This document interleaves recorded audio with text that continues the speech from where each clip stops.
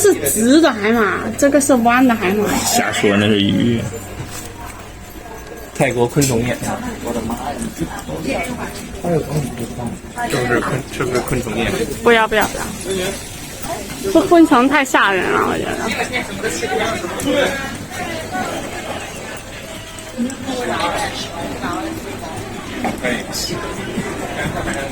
全部的东西都一样。有没有发现去过的所有的美食街都是一样的？对呀，都一样的，没有什么区别。不管哪个城市的美食街是吧？你知道为什么吗？因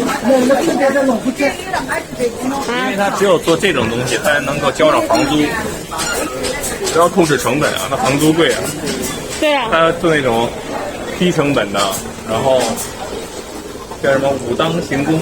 武当行宫，就刚才你说那个，刚才那个道观那个三清宫。